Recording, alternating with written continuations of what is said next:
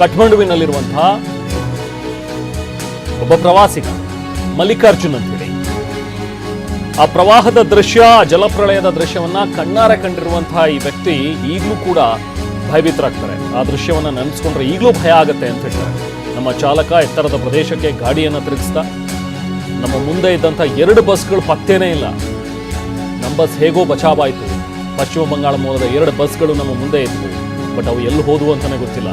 ನಮ್ಮ ಕಣ್ಮುಂದೆನೇ ಏಕಾಏಕಿ ಪ್ರವಾಹ ಬಂದ್ಬಿಟ್ಟು ತಗ್ಗು ಪ್ರದೇಶದ ಊರೇ ಮುಳುಗೋಗಿತ್ತು ಅನ್ನೋದನ್ನ ಟಿವಿ9 ಜೊತೆಗೆ ಮಾತನಾಡ್ತಾ ಮಲ್ಲಿಕಾರ್ಜುನ್ ಹೇಳಿದ್ದಾರೆ. ಮಲ್ಲಿಕಾರ್ಜುನ್ ಅವರೇ, ಹೇಗಿದ್ದೀರಿ? ಎಲ್ಲಿದ್ದೀರಿ? ಮೇಡಮ್ ಅವರೇ, ನಾವೀಗ ಕಟ್ಮುಂಡಕ್ಕೆ ಬಂದು ಸುರಕ್ಷಿತವಾಗಿ ಒಂದು ಹೋಟೆಲ್ ಅಲ್ಲಿ ತಂಗಿದ್ದೇವೆ ಮೇಡಮ್. ಓಕೆ, ಎಷ್ಟು ಜನ ಹೋಗಿದ್ರಿ?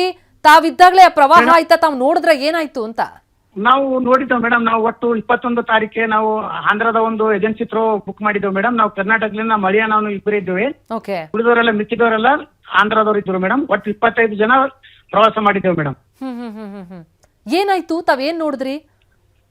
ಮೇಡಮ್ ಅವರೇ, ನಮ್ಗೆ ನಿನ್ನೆ ಚೈನಾ ವೀಸಾ ಸಲಕ್ಕೆ ಲೇಟ್ ಆಯ್ತು. ನಿನ್ನೆ ಕನ್ಫರ್ಮ್ ಆಗಿತ್ತು. ನಿನ್ನೆ ಬೆಳಿಗ್ಗೆ ನಾವು ಪ್ರಯಾಣವನ್ನು ಸ್ಟಾರ್ಟ್ ಮಾಡಿದ್ದೇವೆ. ಒಂದು 2 ಗಂಟೆ ಜರ್ನಿ ಆದ್ಮೇಲೆ, 2 ಗಂಟೆದ ಪ್ರಯಾಣದ ನಂತರ ಜಸ್ಟ್ ಇನ್ನೂ ಒಂದು 200 ಮೀಟರ್ ಇದ್ದಿಲ್ಲ ಸರ್, ಒಮ್ಮೆ ಸಡನ್ಲಿ ಫ್ಲಡ್ ಬಂತು.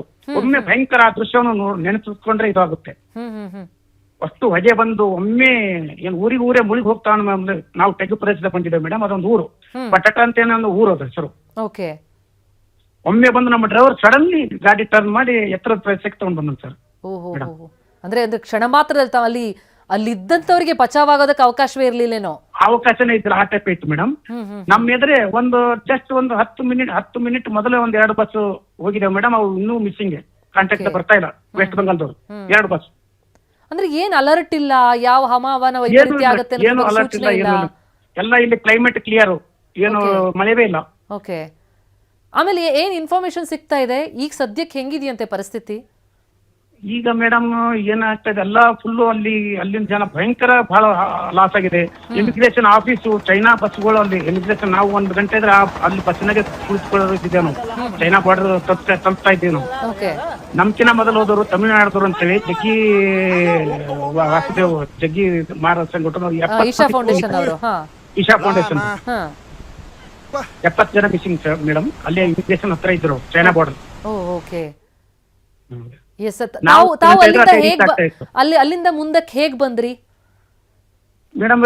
ನಮ್ಗೆ ಬರ್ಲಕ್ಕೆ ಈ ಕಡೆ ಏನು ಯಾವ್ದು ನಮ್ಗೆ ಅಡೆತಡೆ ಆಗಲಿಲ್ಲ.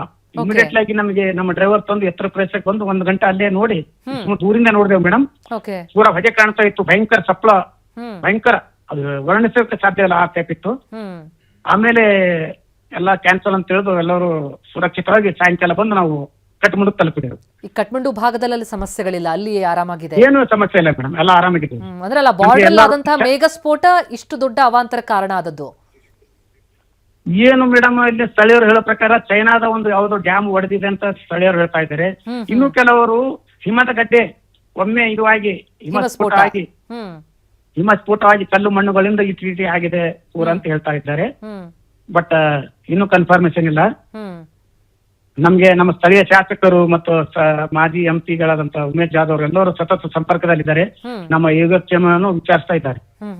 ಈಗ ಎಲ್ಲರೂ ಕೂಡ ತಾವು ಸೇಫ್ ಆಗಿದ್ರಿ. ತಾವು ಯಾವಾಗ ಭಾರತಕ್ಕೆ ವಾಪಸ್ ಆಗೋದು? ಅದಕ್ಕೆ ಏನ್ ವ್ಯವಸ್ಥೆ ಆಗಿದೆ? ನಾವು ಮೋಸ್ಟ್ಲಿ ಇವತ್ತು ನೈಟ್ ಇಲ್ಲ ನಾಳೆ ಬರ್ಬೋದು ಮೇಡಮ್. ನಮ್ಮ ಏಜೆನ್ಸಿ ಅವರು ಟಿಕೆಟ್ ನೋಡ್ತಾ ಇದ್ದಾರೆ. Ticket Delhi flight, direct flight ಇಲ್ಲ ನಮ್ಗೆ ಹೈದರಾಬಾದ್.